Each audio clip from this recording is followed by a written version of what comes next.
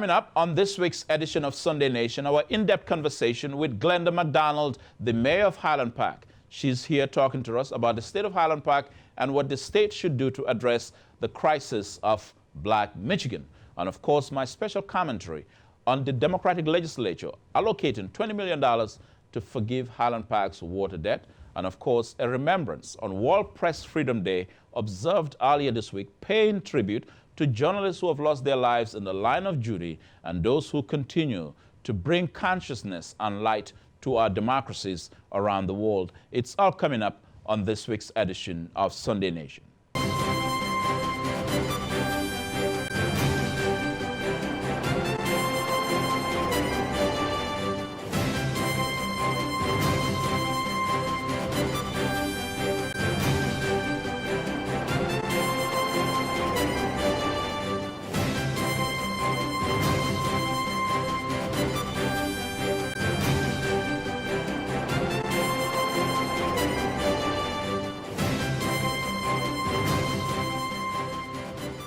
Welcome back to Sunday Nation. Let's bring in the mayor of Highland Park, Glenda McDonald. Thank you so much for being here. Thank you for having me. I appreciate that. Yes. I want to begin with the state of Michigan already announced, of course, Democrats in Lansing, the legislature, said that they put in $20 million in the budget for Highland Park to address the water debt. I want to get your reaction to that. Well, I'm very grateful that they've decided to, look at Highland Park and help us out. This is an opportunity for the legislation to get involved in what's going on. Our city has been in dire need of their help for years, and I'm just grateful now that they see that there's things that's going on in Highland Park that needs their attention. Highland Park will be one of the great cities, coming up again, and I'm glad they want to be a part of that. Yeah. So. Because, and I've been reading a lot about you asking for a state of emergency to be declared in the city. Why did you feel the need for have a state of emergency? Well, let me correct that. Yeah, sure. I said that if I had to, I would ask for a state of emergency. Yeah. And water is a human right. Water is a necessity. And without water, which I'm not saying that's what will happen. Yeah.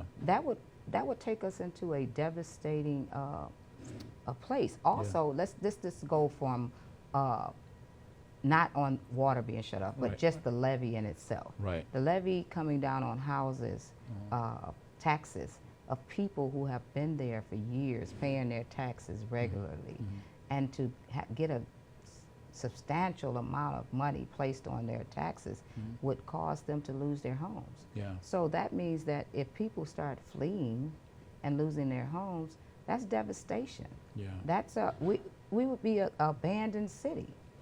What's more of a state of emergency than that? Yeah. I'm not saying that that's what I will do. Right. I'm saying if I have to. Right. And it's possible, then that's what I'll do. Yeah, but staying on the water issue, because even when you look at the $20 million, the debt that Highland Park owes now, that the state is going to put money in the budget for that. When you talk to people, they said, there is dispute over that amount itself. Well, okay, look at it like this. This debt has been going on since about 20 years, in general. Okay, growing. We had a financial manager. There's been 3 laws. We had the EFM law, which was, 72, Act 72. Then we had the EM law, Public Act 4, and then now Public Act 436. So there's been 3 different types of emergency management. When people say that Highland Park needs a emergency manager, we've had our full share of emergency managers. We had one under every order. Right. Yeah. Okay. Right. And so going down the pipe and looking at what happened and how this debt came on, we had contracts. And those contracts with DWSA, I'm sorry, let me get it right, DWSD, those contracts allowed us to pay a certain amount per dollar. And that's what we were in. a contract that said we pay this amount. Now, emergency management came in and said, hey, you guys can raise the rates on sewage, but we had a contract. So we stuck to our contract, and that's what we pay. But they continue to charge us. Now let's go to the point of you're still charging us for people that don't live there. Yeah. You're still charging us for amount of people that have not existed in Highland Park in years. Okay? So when do we look at that? When do we look at the fact that you overcharged us? Even a judge agreed with us at one time that we were being overcharged and gave us an award of $1 million, said that you owe us. Now, up until recently, until they were, Macomb went into court, I guess they found out that they were being charged for our water. Yeah. That's not our fault. Yeah. You know, that's a problem that they should be taking up with GLEWA, not Highland Park. GLEWA decided that, okay, we got to recoup this money in any way that we can. Which is the Great Lakes Water Authority. Right. Yeah. So now we're going to just tax it on to other entities. That's an issue between the Great Lakes Water Authority and the other communities. Yeah, but you know, the other thing, as you explain this, you know, what a lot of people are saying is an unfair levy, water levy in Highland Park. It's much of this has been lost in the minutiae, and there's this narrative that is circulating around that Highland Park just doesn't want to pay its own bills. It's just simply irresponsible. No, that right there, that narrative has to stop. Highland Park pays its bills. Highland Park does not have debt to anyone else. We pay whatever we've ordered to pay. Okay? Nobody can come in and look at our books and say we don't pay our bills.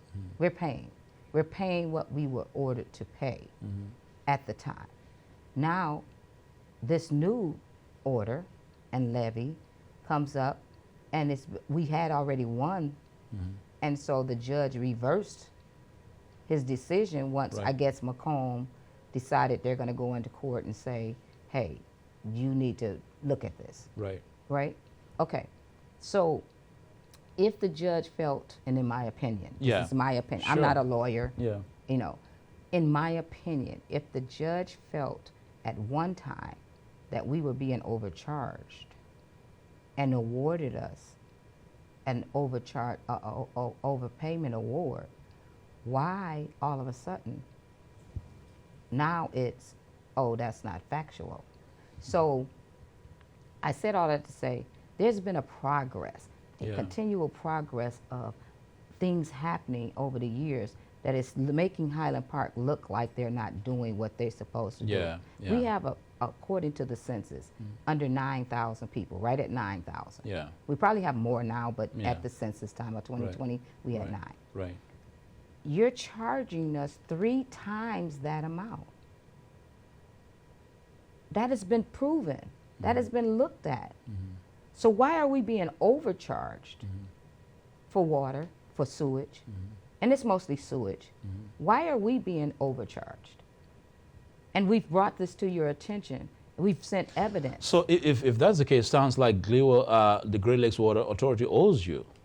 According to the judge at one time, yes. And so now it's, oh no. How did that happen? What changed is my question. What? Because Macomb now saying, and I'm not coming after Macomb, of course. But they're the one that came into the to this picture and went to the courts. Because they're saying that, oh look, we've been paying their bills and we want our money back. We've been paying our bills. I don't know how you got charged with this bill, but we didn't charge you. Let me ask you this then. Does the state of Michigan know this, what you just explained to us? Yes, I think they do. As you know, I just came in. I've only been here probably 120 days. I have not been counting because things have been happening continuously. But the people who have been working on this for years, I'm quite sure that the state of Michigan knows what's going on with us. Eagle has been in and over this time, you know, shut down our plant. know exactly what we have to, do. They've been asking us to do certain things. We've been working on our water infrastructure, our lead line pipes. And that's another area here, because it's one thing for the state to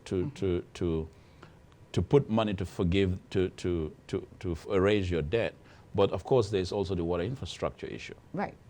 And so at this moment, we've been ordered to, we have to change out every lead line pipe in our city, and that's what we're working on. But and that process consists of us having to take out loans from the state or get grants, because there are grants, but we've had to do a combination of both. And we're only at a percentage of getting that done. So every time that we're ready to go to the next phase of getting it done, we have to go back to the state and say, hey, we're putting in money, applications for a grant, and it's competitive. So we might not get that, or we have to put in applications for a loan. That's debt that we have to pay back at some point. And as good as it's a low interest rate and things have, spread it. But we've asked for them to allow us to have these funds so we can get it done. And then the next phase would be to put our water plant back online, if possible. Because once that was shut down, according to the mayor who was in charge at the time, which was supposed to only be down for 4 days, and that's what they were told. And now it's been 12 years, almost 12 years. And so those are the kind of things that we're dealing with. Our infrastructure needs to be repaired. We know that. But we have to get the funds for it. But again, I think that ties into the entire conversation around water infrastructure across Michigan. And as you're speaking about the lead and water infrastructure, lead pipes, I'm thinking about Benton Harbor. I'm thinking about Flint. Again, exactly. I mean, you're almost the same population as Benton Harbor. And the argument is that it doesn't take much to help a small city like Highland Park.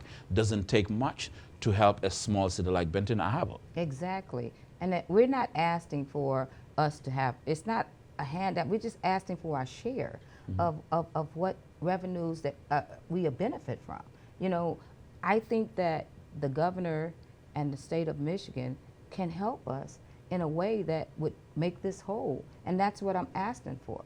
I'm not asking for anyone to do anything no more than what somebody else would ask for. The larger cities, I remember Ann Arbor's plant. Hold it right there. Let me go on a quick break. We'll be right back with Mayor Glenda McDonald, the mayor of Highland Park, making the case not only for state intervention, but of course supporting urban Michigan. Stay with us. This is Sunday Nation.